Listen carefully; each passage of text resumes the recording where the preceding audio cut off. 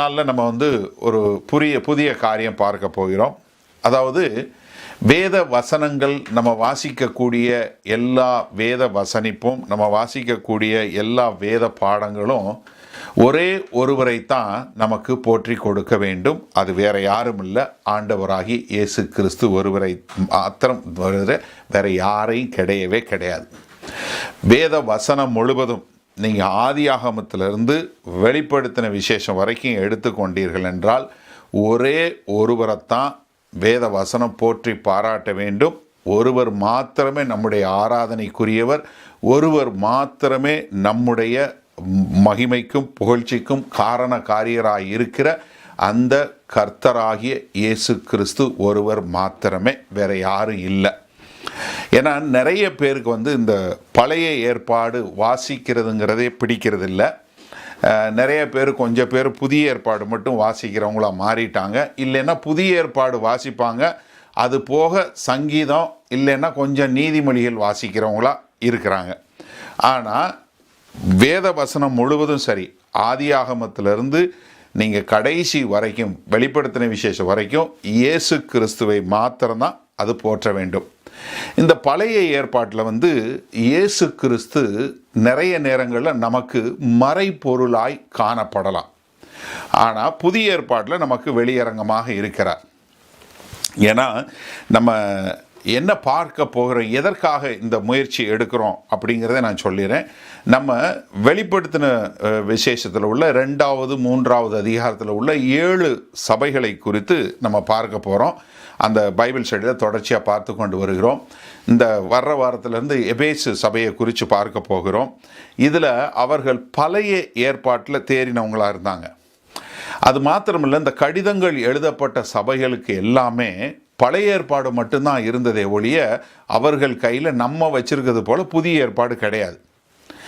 ஆனாலும் அவர்கள் கிறிஸ்துவை அறிந்திருக்க வேண்டும் என்பதாக வேத வசனம் தெளிவாக நமக்கு காட்டி கொடுக்கிறது.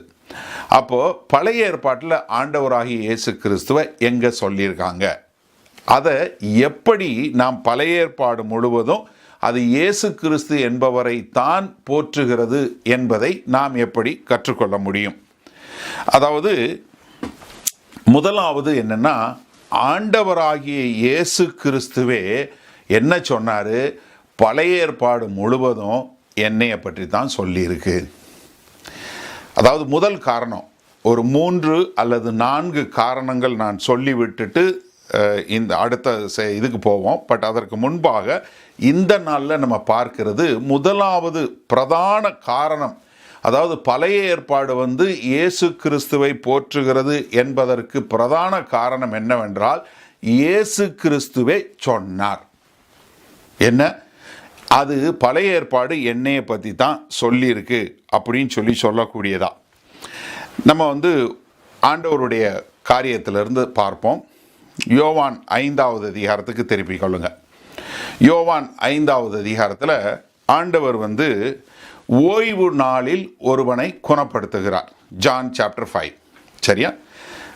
ஓய்வு நாளில் ஒருத்தனை குணப்படுத்திட்டு முன்பாக பரிசேயர்கள் நிற்கும்போது அவர் என்ன சொல்றாரு, நானும் பிதாவும் ஒன்று. எப்படி? நான் என்னை அனுப்பினவருடைய பிதாவினுடைய சித்தத்தை செய்கிறேன். நான் பரலோகவாசி, நானும் தேவனும் ஒன்று, நானும் கர்த்தர் என்று அவங்களுக்கு சொன்ன மாத்திரத்தில் அவங்களால தாங்கிக்க முடியல. அந்த யூதர்கள் அவரோடு சண்டைக்கு வரக்கூடிய ஒரு காரியத்தை பார்க்குறோம். அப்பொழுது யோவான் 5வது அதிகாரம் 23வது வசனத்தில் என்ன சொல்றாரு, குமாரனை கனம் பண்ணாதவன் அவரை அனுப்பின பிதாவையும் கனம் பண்ணாதவனாய் இருக்கிறான். என்ன சொல்றாரு, நீ என்னைய கனம் பண்ணலேன்னா, நீங்க மரியாதை கொடுக்கிற, நீங்கள் பயப்படுகிற, நீங்கள் ஆராதிக்கிற, நீங்கள் நம்புகிற, உங்கள் வாழ்வாதாரமாய் இருக்கிற யெகோவா தேவனை நீங்கள் கனம் பண்ணல. அப்ப என்னன்னா, நானும் பிதாவும் ஒன்று என்பதை அவர்கள் ஏற்றுக்கொள்ளாதனால தான் கனம் பண்ணல. அதனால அவர்களை ரட்சிக்க வந்த அவர் இரட்சகர் என்பதையும் அவர்கள் ஏற்றுக்கொள்ளல. அதிலே கொஞ்சம் கீழே வந்தீங்கன்னா யோவான் 5வது அதிகாரத்தில் 37வது வசனத்திலிருந்து பாருங்க. என்னை அனுப்பின பிதாதாமே என்னை குறித்து சாட்சி கொடுத்திருக்கிறார். நீங்கள் ஒரு காலும் அவர் சத்தத்தை கேட்டதுமில்லை, அவர் ரூபத்தை கண்டதுமில்லை. அவர் அனுப்பினவரை நீங்கள் விசுவாசியாதபடியால் அவருடைய வசனம் உங்களில் தரித்திருக்கிறதும் இல்லை சொல்லிட்டு இப்போ அடுத்த காரியம் பாருங்க. அதுல மேல சொல்றார் 39வது வசனம் பாருங்க. வேத வாக்கியங்களை ஆராய்ந்து பாருங்கள், அவைகளால் உங்களுக்கு நித்திய ஜீவன் உண்டென்று எண்ணுகிறீர்களே. என்னை குறித்து சாட்சி கொடுக்கிறவைகளும் அவைகளே. அப்படி இருந்தும் உங்களுக்கு ஜீவன் உண்டாகும்படி என்னிடத்தில் வர உங்களுக்கு மனதில்லை. இப்போ இந்த யூதர்கள் பரிசேயர்கள் எதற்காக வேத வசனத்தை தேடினாங்க? ஏன்னா அவர்கள் அதில் தான் நித்திய ஜீவன் உண்டு என்று விசுவாசித்தாங்க. ஏன்னா அவங்க இந்த வேத புஸ்தகம் சரித்திரம் பின்னணி சரித்திரத்துக்காக வாசிக்கல, இல்லை அவங்க இஸ்ரவேல் தேசம் எப்படி வந்ததுங்கிறத அறிஞ்சு கொள்றதுக்காக பார்க்கல. அவங்களுக்கு நல்லாக தெரியும் என்ன, இது தேவனால் கொடுக்கப்பட்ட ஆவிக்குரிய புத்தகம், இந்த வேத வசனம் இது ஜீவிக்கிற புஸ்தகம், இந்த புஸ்தகத்தில் தான் நித்திய வாழ்வு இருக்கு அப்படின்னு சொல்லி அந்த நித்திய வாழ்வை குறித்து தேடினாங்க. அப்போ இதிலிருந்து நமக்கு ஒரு காரியம் என்ன தெரியுது? பழைய ஏற்பாட்டிலேயே அவங்களுக்கு ஒரு நித்திய வாழ்வு உண்டு, அந்த நித்திய வாழ்வு தேவன்கிட்ட இருக்குங்கிறத அவங்களுக்கு ஏற்கனவே தெரியும். நீங்கள் இதை நல்லா புரிஞ்சுக்கொள்ளணும்னா, நிக்கதேமு ஒரு பரிசேயர், அவர் என்ன போதிக்கிறவர்களுக்கு போதகர், த டீச்சர் என்று சொல்லக்கூடிய ஒரு ஆள். அவர் ஆண்டவர்கிட்ட என்ன கேட்குறாரு? ஆண்டவரே, நான் எப்படி நித்திய வாழ்வு பெற முடியும்? ஒரு ரிச் யங் ரூலர் என்று சொல்லக்கூடிய ஒரு ஐஸ்வர்யவான் ஆண்டவர்கிட்ட கேட்கிறாரு, நான் நித்திய வாழ்வு பெற என்ன செய்ய வேண்டும் என்று கேட்கக்கூடிய காரியம். அப்போ அவங்களுக்கு என்ன தெரிஞ்சது? இவங்க எல்லாருக்குமே இந்த வேத வசனத்தின் மூலமா, இந்த பழைய ஏற்பாட்டின் மூலமா நித்திய வாழ்வு கிடைக்கும் அப்படிங்கிறது தெரிஞ்சது. அதிலிருந்து அவங்களுக்கு என்ன தெரிஞ்சது? அவங்க கிட்ட நித்திய வாழ்க்கை இல்லை, ஆனால் நமக்கு நித்திய வாழ்க்கை வேணும்னு சொல்லி அவங்க அந்த புஸ்தகத்தை தேடினாங்க. ஆனால் அவங்க என்ன பண்ணலை? ஆண்டவர் அனுப்பின அவருடைய குமாரனாகிய கிறிஸ்துவை ஏற்றுக்கொள்ளலை. அதனால அவர்கள் அந்த நித்திய வாழ்வை பெற்றுக்கொள்ள முடியல. நீங்கள் 39வது வசனத்தை நான் மறுபடியும் வாசிக்கிறேன் பாருங்க. வேத வாக்கியங்களை ஆராய்ந்து பாருங்கள், அவைகளால் உங்களுக்கு நித்திய ஜீவன் உண்டு என்று எண்ணுகிறீர்களே. என்னை குறித்து சாட்சி கொடுக்கிறவைகள் அவைகளே. அதாவது ஆண்டவராகிய இயேசு கிறிஸ்து இந்த உலகத்தின் பாவங்களை சுமந்து தீர்க்க வந்த தேவ ஆட்டுக்குட்டி, அவர்தான் இரட்சகர் என்று சொல்லக்கூடியது பழைய ஏற்பாட்டில் ஏற்கனவே இருந்தது. அப்போ இவங்க அதை பார்க்கும்போது அவங்களுக்கு என்ன தெரிஞ்சிருக்கணும்? இவர்கிட்ட வந்திருக்கணும், வரல. மாறாக அவங்க என்ன பண்ணாங்க? நாங்க மோசேயை விசுவாசிக்கிறோம். எப்படி? அதாவது இஸ்ரவேல் தேச மக்களுக்கு இந்த மோசேயை விசுவாசிக்கிறது, மோசேயினுடைய பிள்ளைகள் ஆபிரகாமினுடைய பிள்ளைகள் சொல்லுவதில் மிகப்பெரிய பெருமை. அப்போ அவங்க மோசேயை குறித்து அவர்கிட்ட சொல்றாங்க, நாங்க மோசேயை தான் எதிர்பார்க்கிறோம் அப்படின்னு சொல்லும்போது ஆண்டவர் சொல்ற காரியம் பாருங்க. 45வது வசனம் பாருங்க. பிதாவினிடத்தில் நான் உங்கள் மேல் குற்றம் சாட்டுவேன் என்று நினையாதிருங்கள், நீங்கள் நம்புகிற மோசேயே உங்கள் மேல் குற்றம் சாட்டுவான். நீ என்னைய விசுவாசிக்காம நியாய தீர்ப்பு நாளில் நின்று நீ பாதாளம் போனேன், பாதாளம் போறதுக்கு உன் மேல குற்றம் சொல்றது யாரு? நான் சொல்ல மாட்டேன். யாரு குற்றம் சொல்லுவா? மோசே சொல்லுவார். ஏன்னா மோசே தான் உங்க மேல குற்றம் சொல்ல போறாரு. என்ன அவங்க மோசே சொன்ன காரியங்களை வாசிச்சாங்க, அதுல நித்திய வாழ்வு இருக்குன்னு பார்த்தாங்க. ஆனா என்ன பண்ணல? அவங்க அந்த வார்த்தைகள் சொன்னதை கேட்டு வந்த இரட்சகரை ஏற்றுக்கொண்டு நித்திய வாழ்வு பெறுவதற்கு அவர்கள் தங்களை அனுமதிக்கல, அவங்க ஏற்றுக்கொள்ளலை. அதனால என்ன பண்ணிட்டாங்க? அவரை குற்றம் சாட்டி போயிட்டாங்க. அதனால ஆண்டவர் என்ன பண்ணுவார்? அவங்கள தான் குற்றம் சாட்டுவார். அதுக்கு காரணம் என்ன? 46வது வசனம் பாருங்க. நீங்கள் மோசேயை விசுவாசித்தீர்களானால் என்னையும் விசுவாசிப்பீர்கள். எப்படி? மோசே எழுதுனது என்னென்ன புஸ்தகம்? சண்டே ஸ்கூல் மாதிரி சொல்லி கொடுக்குறேன். ஆதியாகமோ, யாத்திராகமோ, லேவியராகமோ, எண்ணாகமோ, உபாகமோ, இந்த 5 புஸ்தகம் தான் மோசே எழுதினார் இல்லையா? Genesis, Exodus, Leviticus, numbers, Deuteronomy, இந்த 5 புஸ்தகம் தான் எழுதினார். அப்போ மோசே யாரை பற்றி எழுதினாரா அந்த 5 புஸ்தகத்தில்? இயேசு கிறிஸ்துவை பற்றி. அவன் என்னை குறித்து எழுதியிருக்கிறானே. அப்போ என்னன்னா, நீங்கள் மோசே ஆதியாகமாக வாசிச்சுட்டு அது உங்களை கொண்டு போய் இயேசு கிறிஸ்து சேர்க்கலைன்னா உங்கள் வேத படிப்பு வேணும். நீங்கள் என்ன படித்தாலும் மோசே எழுதின என்ன குறித்து எழுதியிருக்கான்?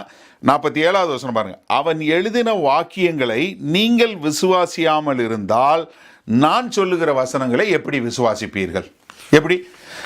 அவன் மோசே சொன்னதையே நீங்கள் கேட்கலைன்னா பிறகு நான் சொல்கிறத எப்படி கேட்பீங்க? ஏன்னா நீங்கள் இயேசு கிறிஸ்துவை ஏற்றுக்கொள்ளாவிட்டால் உங்களுக்கு பழைய ஏற்பாடு புரியாது.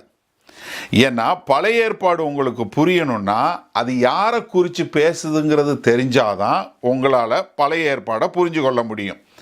இதை நீங்கள் நல்லா தெரிஞ்சு கொண்டாதான் உங்களுடைய வாழ்க்கை ஒரு நித்திய வாழ்க்கையை பெறக்கூடிய ஒரு மக்களாக உங்களால் இருக்க முடியும். அப்போ எனக்கு அருமையானவர்களே, நமக்கு என்ன தெரியணும்னா, நம்ம நித்திய வாழ்க்கை பெற வேண்டும் என்றால் நமக்கு ஆண்டவராகிய இயேசு கிறிஸ்துவை குறித்து மோசே சொன்ன தீர்க்க தரிசனங்கள் எல்லாம் நம்ம புரிஞ்சு கொள்ளக்கூடியதாக இருக்க வேண்டும். இதை நீங்கள் இன்னும் கொஞ்சம் ஆண்டவர் இன்னொரு கதை சொல்கிறார்.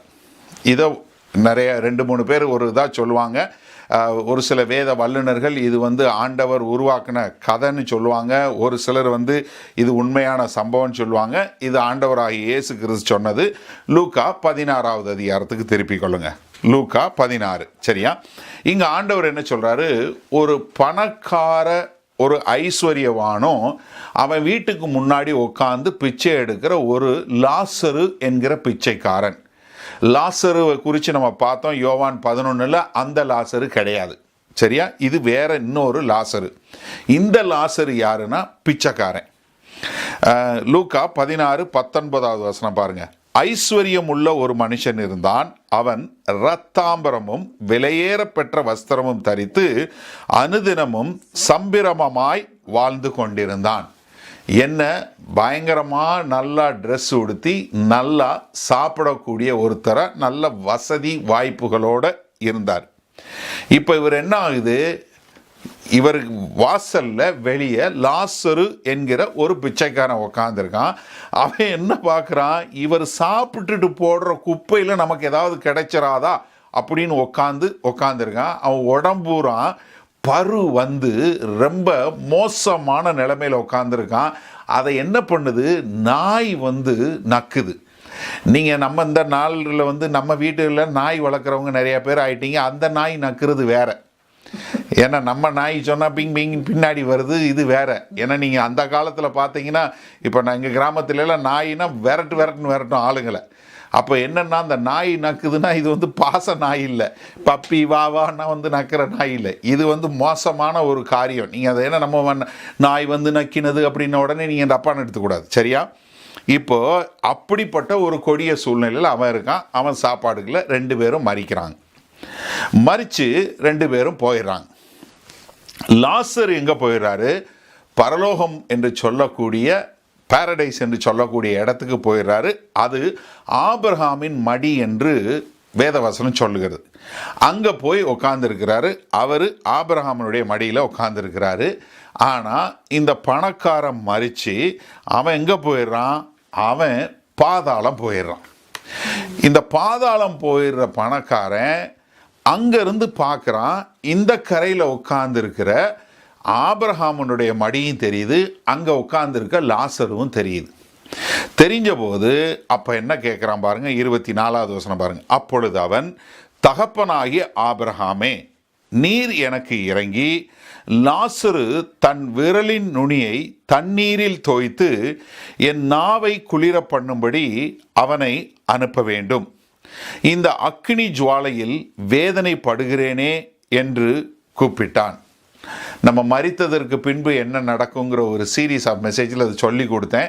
இப்போ ஒரு நிமிஷம் சொல்கிறேன் அதை பற்றி. அதாவது என்னென்னா, நீங்கள் ஆவியும் ஆத்மாவும் பரலோகத்தில் இருக்கிறதுனால உங்களுக்கு எல்லா உணர்வுகளும் இருக்குது. தாகம் இருக்குது, அக்கினி தெரியுது, தண்ணி வேணும்னு தெரியுது, விரல் தெரியுது. ஏன்னா இதெல்லாம் உங்களுக்கு தெரிஞ்சு கொள்ள வேண்டிய விஷயம். அப்படி சொல்லும்போது அதுக்கு ஆபிரகாமுடைய மறுமொழி என்னன்னு பாருங்க. அதற்கு ஆபிரகாம் 25வது வசனம், லூக்கா 16:25.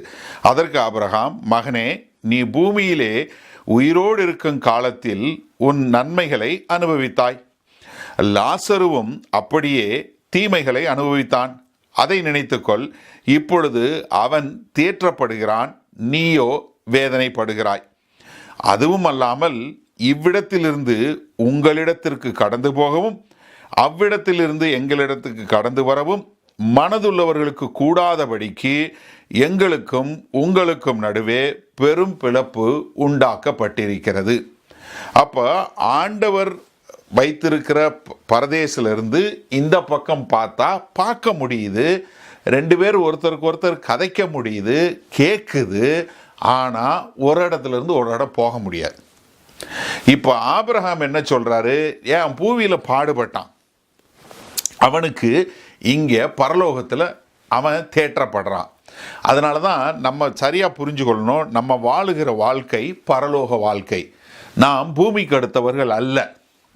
நாம் பூமிக்கு அடுத்த வாழ்க்கை வாழலை. நம்முடைய வெகுமானம் பூமியில் கிடையாது. நீங்கள் நல்லா புரிஞ்சு கொள்ளுங்க. ஏன்னா நீங்கள் இங்கே எவ்வளோ பெரிய வீடு வச்சுருந்தீங்கன்னு முக்கியம் இல்லை, இங்கே எவ்வளோ காசு வச்சுருந்தீங்கன்னு முக்கியம் இல்லை, எவ்வளோ பெரிய வாகனம் ஓட்டினீங்கன்னு முக்கியம் இல்லை, எவ்வளோ பேங்க் பேலன்ஸ் வச்சுருந்தீங்க முக்கியம் இல்லை. பரலோகத்தில் எவ்வளோ சொத்து சேர்க்குறீங்க தான் முக்கியம். இங்கே சொத்து சேர்த்து ஒரு பிரயோஜனம் கிடையாது. இங்கே சொத்து சேர்த்திங்கன்னா அழிஞ்சு போயிருந்து ஆண்டவர் ஏற்கனவே நல்லா சொல்லி கொடுத்துட்டாரு. ஏன்னா இது மாத்தன் மனுஷன் இதை அழிச்சிருவான் அப்படின்னு சொல்லி கொடுத்துட்டாரு. அதனால் நமக்கு இந்த பூமியில் நீங்கள் என்ன வச்சுருக்கீங்க முக்கியம் இல்லை, பரலோகத்தில் சொத்து சேர்க்கக்கூடியவங்களாக இருக்கணும். ஏன்னா நீங்கள் இங்கே செய்யக்கூடிய காரியம், நம்ம இந்த பூமியில் வாழுகிற 80-90 வருடங்கள் இல்லை 100 வருடங்களில் நம்ம செய்யக்கூடிய காரியம் நமக்கு நித்தியத்திற்கு நமக்கு ஒரு பெரிய ஒரு வெகுமானத்தை, சன்மானத்தை, இல்லை அதுக்கான ரிவார்டை நமக்கு கொடுக்க போகுது. அப்போ நம்ம பூமிக்கு அடுத்தவங்க இல்லை இங்கே. அதனால தான் நீங்கள் கிறிஸ்தவங்களாக இருக்கிறவங்க ஏன் பாடுபடுறாங்க? ஏன்னா இன்னைக்கு கூட சகோதரன் ஒரு கேள்வி கேட்கும்போது கேட்டிருந்தார், இன்னைக்கு சாயந்தரம் கூட, ஏன் இவ்வளோ மக்கள் அழிஞ்சு போகிறாங்க, ஆண்டவர் என்ன செய்கிறாரு, ஆண்டவர் இருக்கிறாரா இல்லையா? அதை நம்ம நல்லா தெரிஞ்சு கொள்ளுங்க. அழிஞ்சு இப்போ வேகமாக மேலே போகிறவங்களுக்கு ஒரு சந்தோஷமான செய்தி, அவங்க உடனே ஆண்டவர்கிட்ட போயிடுவாங்க, ஆண்டவரை தெரிஞ்ச மக்கள். அப்போ என்னன்னா, ஆண்டவர் எப்போதும் ராஜரீகம் பண்ணுகிறார். அவர் தான் நித்தியத்தை ஆளக்கூடிய தேவன். அதனால் நம்ம இந்த நம்ம பாட்டு பாடுவோம் இல்லையா, இவ்வுலக பாடுகள் என்னை செய்துவிடும், உலக வாழ்வை காண நான் காத்திருக்கிறேன். அப்போ என்னன்னா, நம்ம அந்த பூமிக்கு, இந்த பூமிக்குரியவங்கள அந்த பரலோகத்துக்குரியவங்க, நம்ம மேலான மக்கள் இங்கே வாழ்ந்து கொண்டு இருக்கிறோம். இப்போ அவன் தேற்றப்படுறான், இவரோ துன்பப்படுறாரு. இப்போ அவனுக்கு என்னைக்கு ஆறுதல் பண்ண முடியல, எனக்கு தேர்தல் பண்ண முடியல உடனே அவனுக்குள்ள ஒரு எண்ணம் ஓடுது. நல்ல கவனிங்க. ஏன்னா இவன் மறிச்சிட்டான், அவன் போயிட்டான். இப்போ மரணத்துக்கு அப்புறம் ஒன்றும் ஒருத்தருடைய டெஸ்டினியை மாற்ற முடியாது, ஒருத்தருடைய இடத்த மாற்ற முடியாதுன்னு தெரிஞ்சிருச்சு அவனுக்கு. இப்போ இந்த ஐஸ்வர்யவான் என்ன கேட்குறான்? அப்போ உடனே 27வது வசனம் 28வது வசனம், அப்பொழுது அவன், அப்படியானால் தகப்பனே, எனக்கு 5 பேர் சகோதரர் உண்டு. உடனே என்ன வருது பாருங்க, தயவு செஞ்சு. அதனால தான் நான் அப்பப்போ சொல்வேன், உங்கள் குடும்பத்தில் உள்ளவங்க, உங்களுக்கு தெரிஞ்சவங்க, அவங்களுடைய ஆத்தும ரட்சிப்புக்காக நீங்கள் ஜெபம் பண்ணுங்கன்னு. ஏன்னா அந்த பக்கம் பரலோகமோ இதுக்கோ போனதுக்கப்புறம் உங்களால் ஒன்றும் செய்ய முடியாது. ஏன்னா மரணத்திற்கு பின்பு உங்களால் ஒன்றுமே செய்ய முடியாது. நீங்கள் ஜீவனோடு இருக்கும்போது தான் எதுவும் செய்ய முடியும். இப்போ அவனுக்கு என்ன வருது? ஆஹா, நான் தான் இந்த பாடுள்ள இடத்துல வந்துட்டேன், நான் தான் இந்த கஷ்டத்தில் இருக்கிறேன், எனக்கு ஒரு 5 சகோதரர் இருக்கிறாங்களே, அவங்களும் இங்கே வந்துடக்கூடாதுங்கிற ஒரு தாக்கம். எனக்கு அருமையானவர்களே, நீங்கள் ஆண்டவரை தெரிஞ்சவங்களா இருந்தீங்கன்னா நிச்சயமாக உங்களோட ரட்சிப்பை பற்றி மற்றவங்கள்ட்ட சொல்லாமல் இருக்கவே முடியாது, இருக்கவும் கூடாது. ஏன்னா உடனே என்ன சொல்கிறான்? எனக்கு 5 பேர் சகோதரர் உண்டு, அவர்களும் வேதனையுள்ள இந்த இடத்துக்கு வராதபடி அவன் போய் அவர்களுக்கு சாட்சியாக அறிவிக்கும் பொருட்டு. இப்போ என்ன சொல்கிறாரு? முதல்ல என்ன கேள்வி கேட்குறாரு? எனக்கு 5 சகோதரர் இருக்காங்க, அதனால நான் என்ன கேட்குறேன், ஆண்டவரே, லாசரு என் வீட்டு முன்னாடி உட்காந்து பிச்சை எடுத்து என் சகோதரனுக்கு தெரியும். இப்போ லாசரு போய் நான் இங்கே இருக்கிறேன், உங்கள் அண்ணன் இங்கே பாதாளத்தில் இருக்கிறாரு, அதனால நீங்கள் ஆண்டவரை விசுவாசிங்கடான்னு சொல்லி சொன்னான்னா அவங்க கேட்பாங்க அப்படின்னு சொல்றாரு. நீர் அவனை என் தகப்பன் வீட்டுக்கு அனுப்பும்படி உம்மை வேண்டிக் கொள்ளுகிறேன் என்றான். ஐஸ்வர்யவானோட ரெக்வஸ்ட் ரொம்ப சரியான ரெக்வஸ்ட். என்ன கேட்குறாரு, இப்போ நீங்கள் அவனை லாசரு அனுப்பிச்சிங்கன்னா லாசரு போய் எங்கள் தகப்ப வீட்டில் போய் என் சகோதரர் 5 பேர்ட்டையும் சொன்னார்னா என் சகோதரன் மனம் திரும்பி வர்றதுக்கு வாய்ப்பு இருக்குது. நான் தான் இங்கே வந்து கஷ்டப்படுறேன், என் சகோதரர்கள் வந்து கஷ்டப்பட தேவையில்லைல்ல அப்படின்னு சொல்கிறார். இதுக்கு ஆபிரகாமுடைய மறுமொழி பாருங்கள், 29வது வசனம். ஆபிரகாம் அவனை நோக்கி, அவர்களுக்கு யாரு? மோசேயும் தீர்க்கதரிசிகளும் உண்டு, அவர்களுக்கு அவர்கள் செவி கொடுக்கட்டும் என்றான். நல்ல கவனிங்க, மோசேயும் தீர்க்கதரிசியும். நீங்கள் ஆங்கிலத்தில் என்ன சொல்லுவாங்கன்னா, அந்த மோசஸ் அண்ட் த ப்ராஃபட் சொல்லும்போது த லா அண்ட் த ப்ராஃபட் சொல்லுவாங்க. பழைய ஏற்பாடு முழுவதையும் சொல்லும்போது என்ன சொல்லுவாங்கன்னா, நியாயப்பிரமாணமும் தீர்க்க தரிசனங்களும். நீங்கள் லூக்கா 16வது அதிகாரம் 11வது வசனம், மத்தேயு 16 இதெல்லாம் பார்த்தீங்கன்னா என்ன சொல்லும்? நியாயப்பிரமாணமும் தீர்க்க தரிசனமும் யோவான் ஸ்நானகன் வரைக்கும், அதுக்கப்புறம் பரலோக ராஜ்யம் பிரசங்கிக்கப்படுது. அதுக்கு முன்னாடி என்ன, இதில் எல்லாமே இருக்குது. அப்போ என்னென்னா, ஆண்டவருடைய வார்த்தைகள் எதில்? பழைய ஏற்பாட்டில் மோசேட்டையும் தீர்க்க தரிசனம் சொல்லும், என்டையர் ஓல்ட் டெஸ்ட்மென்ட் சொல்கிறாரு ஆண்டவர். இப்போ என்ன சொல்கிறாரு? இதெல்லாம் அவர்களுக்கு உண்டு, அவர்களுக்கு அவர்கள் செவி கொடுக்கட்டும் என்றான். ஆபிரகாம் என்ன சொல்கிறாரு? அவங்கள மோசேயும் நியாயப்பிரமாணமும் எழுதுனதுக்கு கேளு, அதை கேட்டாலே போதும். இப்போ இவருக்கு இன்னும் ஓடுது. நான் இருக்கும்போதும் இந்த மோசே எழுதின புஸ்தகம் இருந்துச்சே, நான் இருக்கும்போதும் தீர்க்கதரிசி இருந்துச்சே அப்படின்னு சொல்லி இந்த பணக்காரனுடைய, இந்த ஐஸ்வர்யவானுடைய இருதயத்தை பாருங்க தயவு செய்து. ஏன்னா எனக்கு இருக்க 5 சகோதரனுக்கு வந்துடக்கூடாது, நான் இவனை சொன்னேன். இவர் ஆபிரகாம் என்ன சொல்கிறாரு?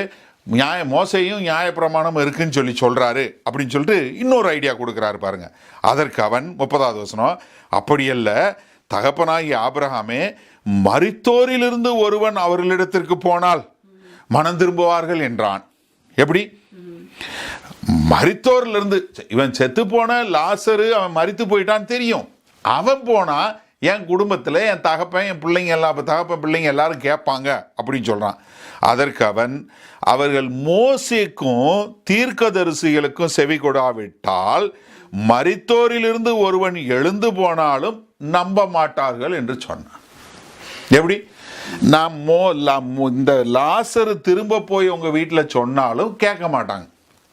நீங்கள் நல்லா கவனிங்களேன், ஆண்டவர் நிச்சயமாகவே இன்னொரு லாசரு உயிரோடு எழுப்பினார். அதனால தான் நீங்கள் ஆண்டவர் இந்த கதை சொல்லும்போது தெளிவாக தான் சொன்னார்.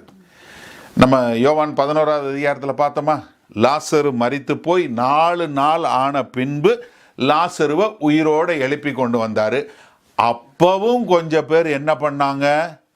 நீங்கள் தயவு செஞ்சு இந்த யோவான் 11வது அதிகாரத்தில் 44வது வசனத்துக்கு பின்னாடி 45வது வசனத்துலேருந்து எடுத்து வாசிச்சு பாருங்களேன். கொஞ்சம் பேர் ஓடி போய் பரிசேயர்கிட்ட தான் சொல்கிறாங்க, யாரு இவர் 4 நாளுக்கு அப்புறம் உயிரோடு எழுப்பி வந்துட்டாருன்னு. ஏன்னா பரிசேயர் அப்போ தான் அவங்கள வந்து எப்படி கொலை செய்வோன்னு தேடுறான். மரித்தோர்லேருந்து உயிரோடு எழும்பி வந்தால் அவங்க நம்மளை விசுவாசிக்கலை. லாசரு விடுங்க, லாசருன்னு பேருள்ளவனே கொண்டு வந்தார். ஆண்டவராகிய இயேசு கிறிஸ்துவே மரித்து உயிரோட வந்தார், அதையும் நம்பலை. அப்போ ஆண்டவர் என்ன சொல்கிறாரு? நீங்கள் என்ன, பழைய ஏற்பாடு மோசே எழுதின ஆகமங்களும் தீர்க்கதரிசிகள் எழுதின தீர்க்க தரிசனங்களும் ஒரு மனுஷனை பாதாளம் போக விடாமல் பரலோகம் கொண்டு போய் சேர்க்க முடியும், அவனுக்கு நித்திய வாழ்க்கை உண்டு என்பதை ஆண்டவர் பழைய ஏற்பாட்டில் இருக்குங்கிறத இயேசு கிறிஸ்து சொல்கிறார். நம்ம வருகிற நாட்களில் இது கொஞ்சம் லாங்காக போனாலும் பரவாயில்ல, இந்த பாடங்கள் நம்ம பின்னாடி சொல்லி கொடுக்குறேன். ஏன்னா இதெல்லாம் நீங்கள் பார்க்கும்போது அப்போ உங்களுக்கு தெரியும் எப்படி இந்த பழைய ஏற்பாடு முழுவதும் ஆண்டவராகிய இயேசு கிறிஸ்து இருக்கிறார் என்று சொல்லக்கூடியது. அப்போது உங்களுக்கு என்ன கேள்வி வரணும்? பழைய ஏற்பாட்டில் ரட்சிப்பு இருக்கா? இப்போ பழைய ஏற்பாட்டில் இருக்கவங்களுக்கு எப்படி, பழைய ஏற்பாட்டில் இருந்தவங்களுக்கு எப்படி ரட்சிப்பு, இரட்சகர் என்பது எப்படி தெரியும் அப்படின்னு சொல்லக்கூடிய அவங்களுக்கு ஒரு காரியம் நல்லா தெரியும், ஆண்டவர் பரிசுத்தர். அவரால் பாவத்தை பார்க்க முடியாது, அவரால் பாவத்தை அனுமதிக்க முடியாது. அவர்தான் எல்லாவற்றையும் உருவாக்கிய தேவன், எல்லாவற்றையும் நியாயம் தீர்க்கக்கூடிய தேவன். அவர்தான் எல்லா நியாயப்பிரமாணங்களையும் கொடுத்தவர். அவர்தான் இந்த நியாயப்பிரமாணத்தை மீறினவர்கள் சபிக்கப்படுவார்கள் என்று சொன்னார், சாபத்தை கொண்டு வந்தார். அது மாத்திரமல்ல, அந்த சாபத்தினால வரக்கூடிய பாவத்தினால வரக்கூடிய சாபம் மரணத்தில் கொண்டு போய் சேர்க்கும் என்பதையும் அவர்களுக்கு தெளிவாக காட்டி கொடுத்தது. பழைய ஏற்பாடு ரொம்ப தெளிவாக காட்டி கொடுத்தது. முதல்ல ஒரு 3-4 பாயிண்ட் சொல்கிறேன். முதலாவது, ஆண்டவர் பாவிகளை சபித்தார் என்பதை பழைய ஏற்பாட்டில் இருக்க எல்லாருக்கும் தெரியும். நம்ம இதை குறித்து நம்ம ஏற்கனவே இன்னொரு செய்தியில் சொல்லியிருக்கேன், இருந்தாலும் லேசாக சொல்கிறேன். எசேக்கியேல் 18வது அதிகாரம் 4வது வசனம் பாருங்கள். இதோ எல்லா ஆத்துமாக்களும் என்னுடையவைகள். என்ன? எல்லா ஆத்துமாவும் எனக்கு சொந்தம். தகப்பனின் ஆத்துமா எப்படியோ அப்படியே மகனின் ஆத்துமாவும் என்னுடையது. பாவம் செய்கிற ஆத்துமாவே சாகும். அப்போ என்ன ஆண்டவர் தெளிவாக சொல்கிறாரு, எல்லா ஆத்மாவும் எனக்கு சொந்தம், பாவம் செஞ்சா நீ சாவ. அப்போ அவங்களுக்கு என்ன தெரியும்? மனுஷன் பாவியானவன், அவன் பாவத்தில் விழுந்துட்டான். அந்த பாவத்துக்கு ஒரு நியாய தீர்ப்பு உண்டு, அந்த நியாய தீர்ப்பு மரணம் அப்படிங்கிறது அவங்களுக்கு தெரியும். ஆண்டவருடைய நியாய தீர்ப்பு எவ்வளவு கடுமையானதுங்கிறத ஆண்டவர் நோவாவும் அவன் குடும்பத்தை சார்ந்த 8 பேரை மட்டும் காப்பாற்றி மொத்த உலகத்தையும் அழிச்சதிலிருந்து தேவனுடைய கொடிய நியாய தீர்ப்பு தண்டனை என்னங்கிறது அவங்களுக்கு தெரியும். அது மாத்திரமல்ல, தேவன் பரிசுத்தர் பரிசுத்தர் பரிசுத்தர் என்று ஓயாமல் ஆராதித்து கொள்ளப்பட்டிருக்கிறார் என்பதை ஏசாயா 6வது அதிகாரம் படித்த போது அவங்களுக்கு தெரிஞ்சிருக்கும். அது மாத்திரமல்ல, லேவியராகம் படிக்கும்போது அவருக்கு தெரிஞ்சிருக்கும் கர்த்தர் பரிசுத்தர் பரிசுத்தர் என்று சொல்லக்கூடிய காரியம் அவங்களுக்கு தெரிஞ்சிருக்கும். அது மாத்திரமல்ல, அவர்களுக்கு நல்லா தெரியும் பழைய ஏற்பாடு மூலமாக மனிதர் யாரும் மனம் திரும்ப வேண்டும் என்று தெரியும். அது மாத்திரமல்ல, மனம் திரும்பினா அவர் கிருபையா மன்னிக்க கூடியவர். நேற்றைக்கு செய்தியில் நான் சொல்லி கொடுத்தேன் இல்லையா, எப்படி நினைவே பட்டணத்தில் போய் யோனா போய் அங்கே செய்தியை சொல்லும்போது ஆண்டவரை அறியாத வலது கைக்கும் இடது கைக்கும் வித்தியாசம் தெரியாத, யோனா 4வது அதிகாரம் 11வது வசனத்தில் பார்த்தோம் இல்லையா, வலது கைக்கும் இடது கைக்கும் வித்தியாசம் தெரியாமல் 1,20,000 பேர் இருந்த மக்கள் மனம் திரும்பும் போது கிருபையாய் மன்னித்த தேவன். அப்போ என்ன, நீங்கள் மனம் திரும்பினா அவர் மன்னிக்கக்கூடிய தேவன். அதனால் அவர்களால் மன்னிப்பையும் அறிஞ்சு கொள்ள முடிஞ்சது. நம்ம இந்த நாட்கள் இந்த கொரோனா வைரஸ் வந்தாலும் இந்த வசனம் எல்லாரும் சொல்ல நீங்கள் கேட்டிருப்பீங்க, உங்களுக்கே பாடமாக இருந்தாலும் ஆயிருக்கும். 2 நாளாகமோ 7வது அதிகாரம் 14வது வசனம், இது எல்லாரும் இப்போ எடுத்து சொல்லக்கூடிய வசனம் ஆயிடுச்சு. என்ன? என் நாமம் தரிக்கப்பட்ட என் ஜனங்கள் தங்களை தாழ்த்தி ஜெபம் பண்ணி என் முகத்தை தேடி தங்கள் பொல்லாத வழிகளை விட்டு திரும்பினால் அப்பொழுது பரலோகத்தில் இருக்கிற நான் கேட்டு அவர்கள் பாவத்தை மன்னித்து, பாவ மன்னிப்பு உண்டு, பழைய ஏற்பாட்டில் பாவ மன்னிப்பு உண்டு என்பதை அவர் சொல்றாரு. அவர்கள் தேசத்துக்கு சேமத்தை கொடுப்பேன் என்று சொல்லக்கூடியதாக. அதே மாதிரி சங்கீதம் 81வது சங்கீதம் வாசிச்சு பாருங்க வீட்டில். அது என்ன சொல்லுது? எப்படி நீங்கள் மனம் திரும்ப வேண்டும், மனம் திரும்புவதனுடைய காரியத்தை குறித்து ரொம்ப அழகா சொல்லப்பட்டிருக்கு. அது மாத்திரமல்ல, யோவேல் 2வது அதிகாரத்தில் மனம் திரும்புதலை பற்றி அழகா சொல்ல கொடுத்திருக்கு. இதே எசேக்கியேல் 18வது அதிகாரத்தில் 21லிருந்து 23 வரை உள்ள வசனங்கள் பாருங்க. துன்மார்க்கன் தான் செய்த எல்லா பாவங்களையும் விட்டு திரும்பி என் கட்டளைகளை எல்லாம் கைக்கொண்டு நியாயத்தையும் நீதியையும் செய்வானாயில் அவன் பிழைக்கவே பிழைப்பான், அவன் சாவதில்லை. ரொம்ப தெளிவா சொல்லியிருக்கா, பழைய ஏற்பாட்டில் இருக்கு. அவன் செய்த எல்லா மீறுதல்களையும் நினைக்கப்படுவதில்லை, அவன் தான் செய்த நீதியிலே பிழைப்பான். துன்மார்க்கன் சாகிறது எனக்கு எவ்வளவேனும் பிரியமோ. யாரு? துன்மார்க்கன் சாகிறது எனக்கு பிரியம் இல்லைங்க. ஆண்டவர் சொல்றாரு, நீதிமான் பிழைப்பான், துன்மார்க்கன் சாகிறது எனக்கு பிரியமா இல்லை. என்ன காரணம்?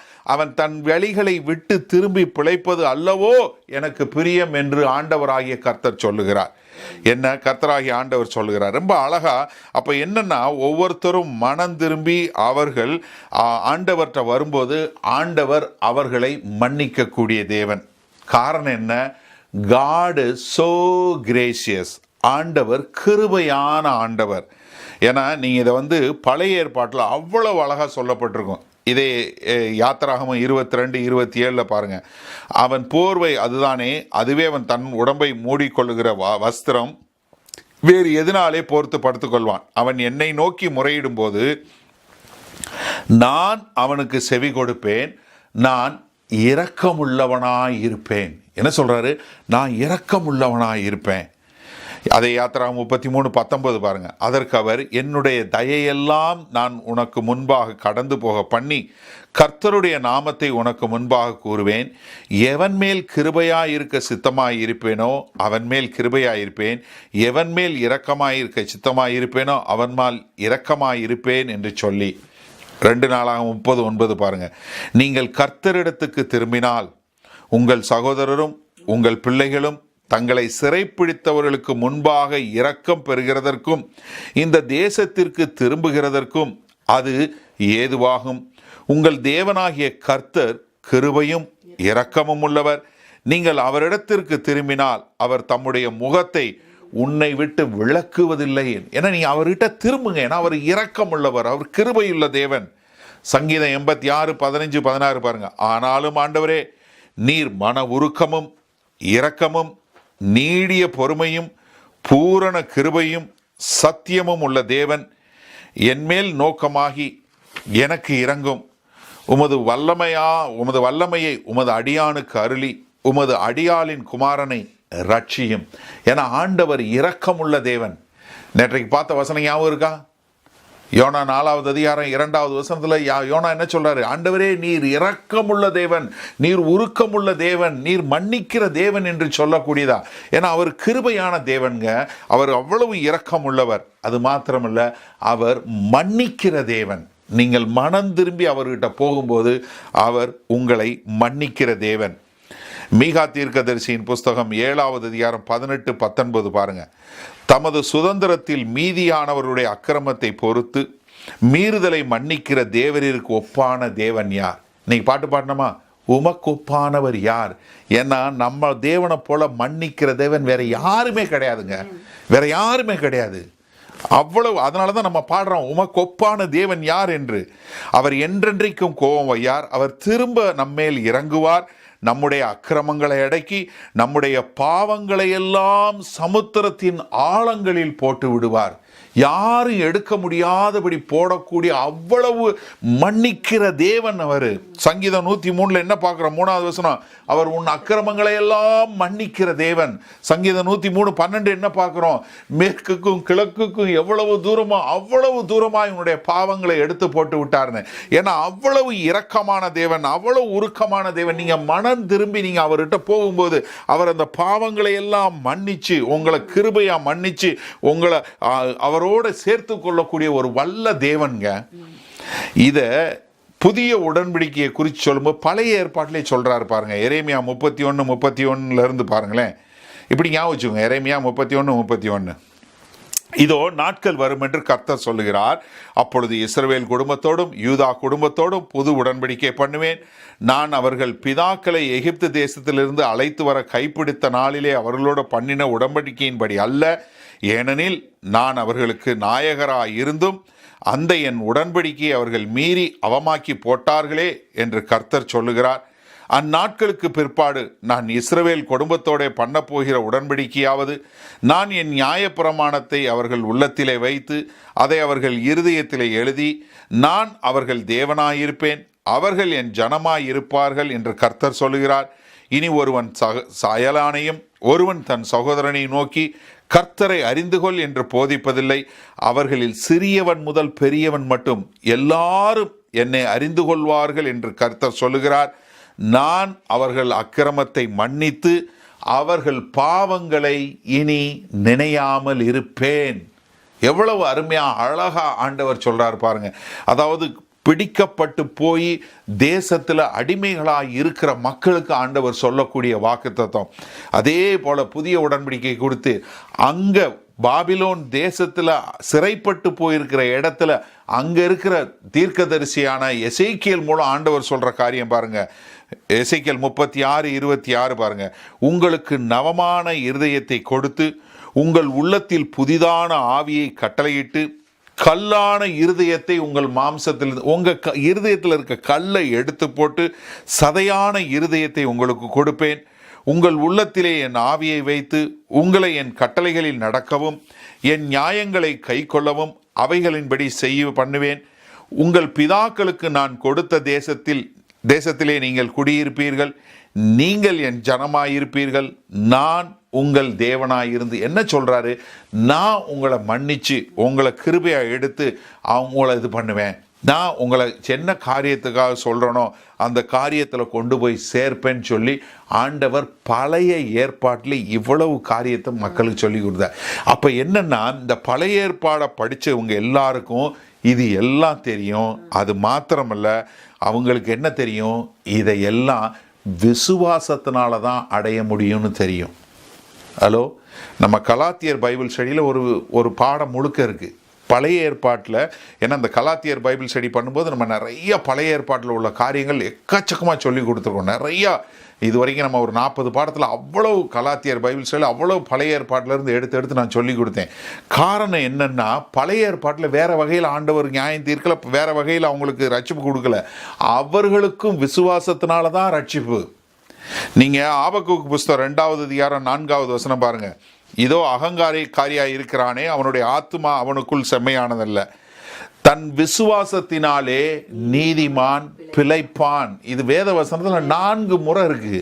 நீங்கள் இப்போ புதிய ஏற்பாட்டில் ரோமர் 1:16 இருக்குது. அது மாத்திரமில்லை, எபிரேயர் 10வது அதிகாரம் 38வது வசனத்தில் இருக்குது. நீங்கள் என்ன திரும்ப என்ன சொல்கிறார்? கலாத்தியரில் இருக்குது, விசுவாசத்தினால தான் நீதிமான் பிழைப்பான், வேற எதுனாலும் இல்லை. நீங்கள் நல்லா எடுத்து பாருங்கள். நீங்கள் தயவு செஞ்சு இன்றைக்கி ஒரு இந்த இப்போல்லாம் நீங்கள் வீட்டில் தான் இருக்கிறீங்க, எபிரேயர் 11வது அதிகாரம் எடுத்து வாசிச்சு பாருங்கள்.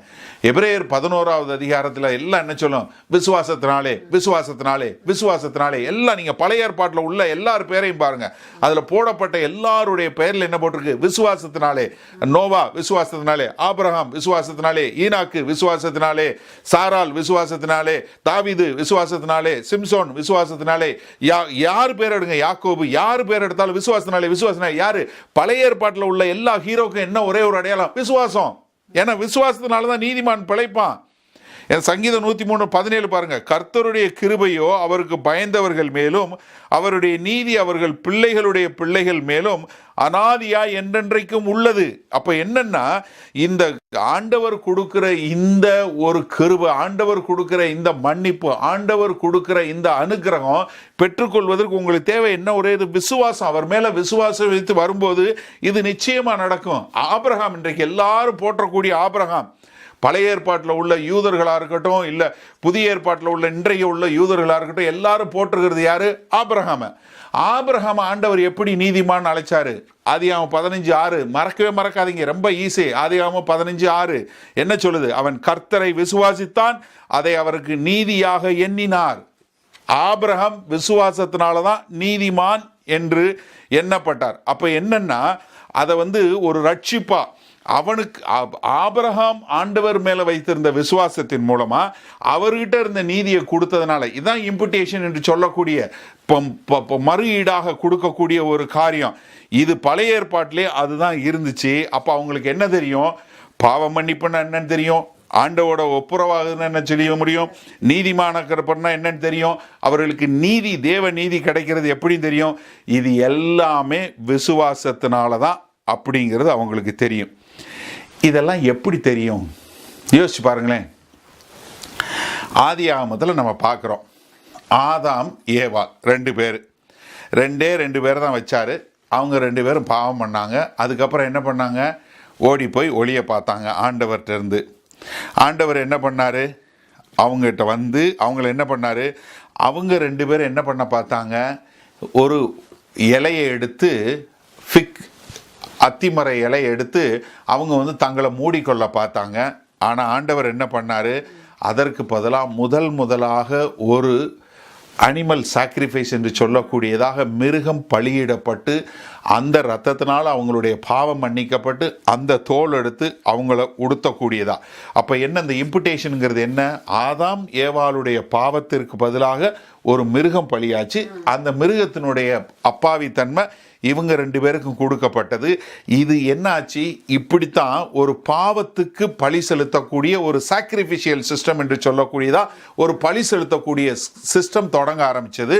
அப்படிதான் என்ன பண்ணாங்க, அதுக்கப்புறம் காயின் ஆபேல் பாருங்க, இப்படியே தொடர்ந்து வந்துதான் எல்லாத்துக்கும் இதற்கு எல்லாத்துக்கும் ஒரு உச்சகட்டமாக எங்கே பார்க்குறோம், யாத்திராகமம் 12வது அதிகாரத்தில் யூதர்கள் வந்து எருசலேமில் வந்து எருசலேமை விட்டு அவர்கள் எருசலேம் போகிறதுக்கு முன்பாக அவங்க வந்து எங்கே இருக்கிறாங்க, எகிப்தில் இருக்கும்போது பார்வோனு கீழே அடிமைகளாக இருக்கும்போது அங்கே என்ன நடக்குது, ஆண்டவர் என்ன பண்ணுறாரு, பஸ்கா பண்டிகையை கொண்டாட சொல்லி அவங்கள வந்து ஒரு ஆடை எடுத்து அதை அடித்து அந்த ஆட்டினுடைய ரத்தத்தை எடுத்து அவங்க டோர் போஸ்டில் போட்டு அது கதவு நிலைகளில் போடுறது மூலமாக அவங்க அதன் மூலமாக அவருடைய பாவம் மன்னிக்கப்பட்டு அவர்கள் விடுதலை பெற்று வெளியே வர்றது. இதெல்லாம் என்னத்தை காட்டுச்சு, அவங்களுடைய பாவத்தை மன்னிப்பதற்கு ஒரு பாவ நிவாரண பழி வேணுங்கிறத காட்டுச்சு. இது பழைய ஏற்பாட்டில் உள்ளது, அவங்க எல்லாருக்கும் தெரியும். இதுக்கப்புறமா நம்ம என்ன பார்க்கிறோம், ஆபிரகாம் நீதிமான் அழைச்சாரு. ஆதியாகமம் 22வது அதிகாரத்தில் என்ன சொல்றாரு, நீ மேல வா ஆபிரகாமே, நீ உன்னுடைய ஒரே புதல்வனான ஈசாக்கை எடுத்துக்கொண்டு நீ எங்க வா, மோரியா மலைக்கு மேல வா. மோரியா மலையில மேல வந்து 3 நாள் பிரயாணம் பண்ணி அவன் மோரியா மலையில வந்து மேல வந்து அவனை கொடுக்க போகும்போது, பழி கொடுக்க அவனை கொண்டு கத்தியை வைக்க போகும்போது அங்கிருந்து மேல இருந்து ஒரு சத்தம், ஆபிரகாமே பிள்ளையாண்டா மேல கை வைக்காத. அப்ப என்ன சொல்றாரு, அங்க ஏறிட்டு பாரு, அங்க கண்ணோக்கி பாரு, எங்க பாரு, அந்த திக்கெட்ல பாரு, அங்க ஒரு ஆடு இருக்கு பாரு, அதை எடுத்து கொண்டு வந்து நீ பலியிடு. என்ன, அங்கேயே அதே மலையில 2000 வருஷங்களுக்கு பின்பாக ஆண்டவர் தன்னுடைய சொந்த குமாரனாகிய இயேசு கிறிஸ்துவ பலியா கொடுத்தாருங்க. இது அவங்களுக்கு எல்லாருக்கும் தெரியும், பழைய ஏற்பாட்டில் இருக்க எல்லாருக்கும் தெரியும். அதனாலதான் வந்து யோவான் 1வது அதிகாரம் 29வது வசனத்துல யோவான் ஸ்நானகன் அப்படி வரக்கூடிய ஆண்டவரை பார்த்து சொல்றான், இதோ உலகத்தின் பாவத்தை சுமந்து தீர்க்கிற தேவ ஆட்டுக்குட்டி. என தெரியும், ஏன்னா நம்முடைய பாவங்களுக்காக ஒரு ஆட்டுக்குட்டி பலியாக போறதுங்க அப்படி தெரியும். ஏன்னா அவர்களுக்கு இந்த மறு பலியீடு வரப்போகுதுங்கிறத அவர்களுக்கு தெரியும். இன்றைக்கும் யூதர்கள் ஏசாயா தீர்க்கதரிசனுடைய புஸ்தகம் 53வது அதிகாரத்தை வாசிக்க மாட்டாங்க. ஏன்னா வாசிச்சா அவங்களுக்கு கண்ணு திறந்துடும், வாசிக்க மாட்டாங்க.